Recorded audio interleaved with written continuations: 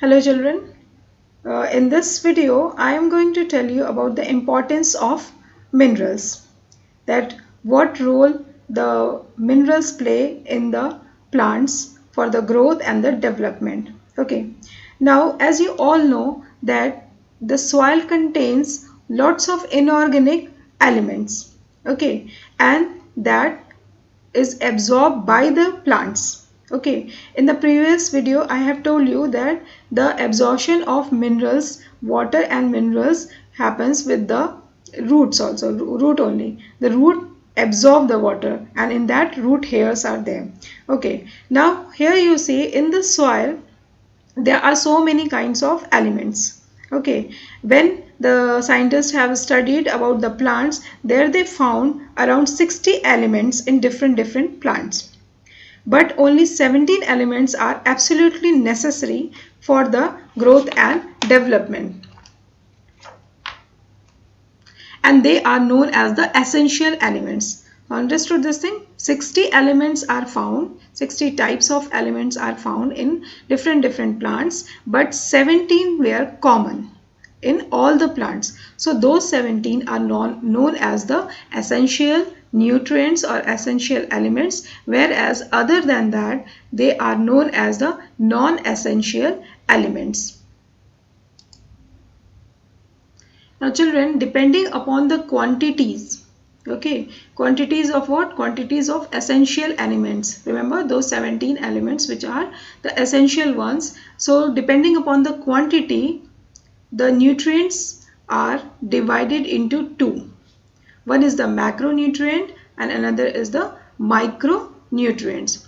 So macronutrients are those which are required in large quantities by the plants. That is the nitrogen they require for making the protein. Then phosphorus is there, potassium is there, sulfur also, calcium for the growth, then magnesium. Okay, and then which are needed in very small quantities, but they are essential one, they are important one. So that is the iron, manganese, copper, zinc, boron, chloride and molybdenum.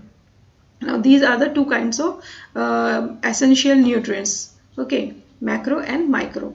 Now what is the role of macro and micronutrients? That is, as I have told you, nitrogen is required for the protein synthesis, and also some will be required for the photosynthesis, then respiration, some formation of the enzymes also for the growth and the reproduction, then some are required for the opening and closing of the stomata, then for the different things which are present inside the cell, or you can say the cell organelles, and nucleic acid, then protoplasm, okay, liquid of the cell, then permeability of the cell membrane. These all are required for those things.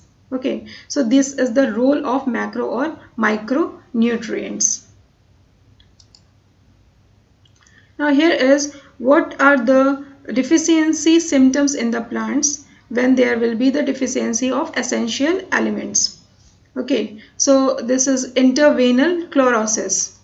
Okay, here you can see in the picture that green part is there and then light yellow part is there. So it is caused just due to deficiency of magnesium, zinc and iron. What is the symptoms? Areas in between the veins becomes yellowish. Okay, these are the veins, and the between the part there you can see that they are the yellowish. Other leaves, they are not yellowish, but some leaves will get yellowish where there will be the deficiency of these elements. What can be done for this, to removing this? Control, that is spraying of 0.2% sulfate salts of the nutrients. So then when it will be sprayed into the soil, then they will start absorbing, and then what happens, this problem will be gone into the plants. Now you see here, here also it can be easily seen that this one is the healthy leaf. Okay, when there will be deficiency of phosphorus, the leaf will turn little purple. Okay, the edges. When there will be deficiency of potassium, it will become yellowish from the edges.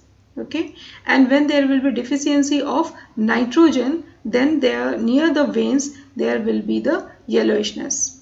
Okay, so whenever now you will see around your house or in your house that whatever plants are planted, so there you can easily identify that the plants, which plant is going which kind of deficiency or which mineral they need for the development, proper development of the plant. Another one you might have noticed, this kind of apple. So it is just because of the deficiency of boron. Okay, because the boron is helpful for the translocation of enzymes and flowering and fruiting. So obviously when there will be deficiency of boron, the effect will be shown on the fruits and the flowers. So students, hope you all have understood the topics. If you have any doubt or question, you can ask in the comment section below, and the remaining topics will be covered in the next videos.